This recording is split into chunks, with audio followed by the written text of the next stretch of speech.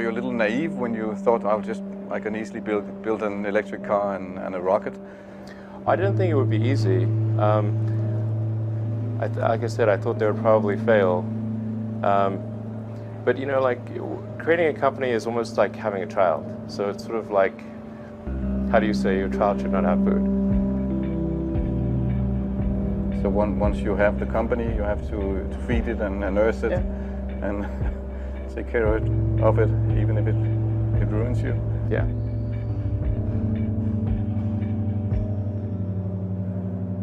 But I suppose there were some tough times in 2008, end of 2008. How did you get through that period of crisis? Yeah. Can we just break for a second? Sure, of course. Yeah. You want to wait a little while? Yeah, sure hope it was worth it. Sure hope it was worth it. It's everything. And I was borrowing money from friends to pay the rent. Well, I mean, Tesla really faced a severe threat of death due to the Model 3 production ramp. Essentially, the company was bleeding money like crazy, and just if we didn't solve these problems in a very short period of time, we would die. And it was extremely difficult to solve them. How close to death did you come? Within single-digit weeks. 22 hours a day, or like what? How many I hours? was working, so 7 days a week, sleeping in the factory. I worked in the paint shop, general assembly, body shop. You ever worry about yourself imploding? Like it's just too much? Absolutely. No one should put this many hours into work. This is not good. People should not work this hard. They should not do this. It's very painful. Painful in what sense? It hurts my brain and my heart. Where do you come up with your best ideas? Are you on vacation, or are you kind of just like in the middle of the night you wake up and start drawing things down? Or You know, sounds really cliche, but like the shower is probably like wake up and go to shower in the morning. And I think actually what's really happened is kind of stuff is percolated in the subconscious. Right. And it's not really occurring in the shower, but you're kind of getting the results of last night's computation, basically. Right. Whatever area that you get into, given that even if you're the best, there's always a chance of failure. So I think it's important that you really like whatever you're doing. If you don't like it, life is too short. I'd say, and also if you like what you're doing, you think about it even when you're not working. I mean, it's something that your mind is drawn to, and if you don't like it, you just really can't make it work, I think. When you had that third failure in a row, did you think, I need to pack this in? Never. Why not? I don't ever give up. I mean, I'd have to be dead or completely incapacitated. Starting a business, I'd say, number one is have a high pain threshold. That's it.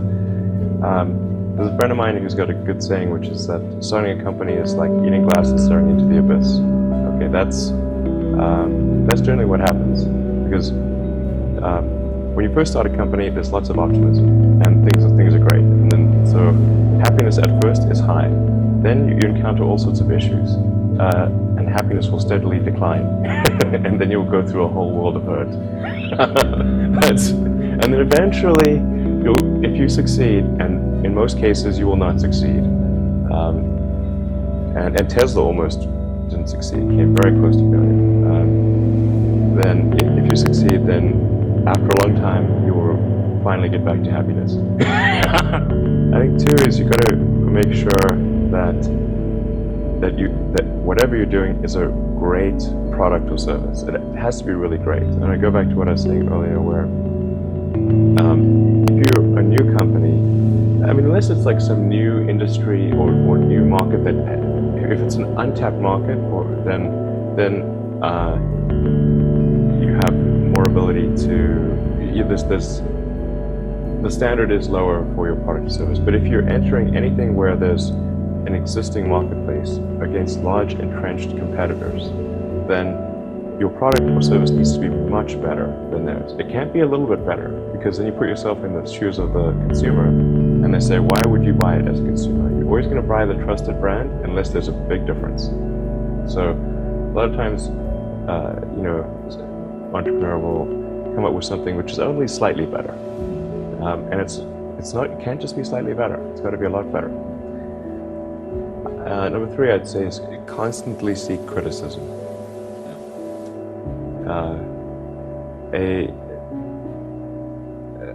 A well thought out critique of whatever you're doing is as valuable as gold, and you should seek that from everyone you can, but particularly your friends. Usually your friends know what's wrong, but they don't want to tell you because they don't want to hurt you.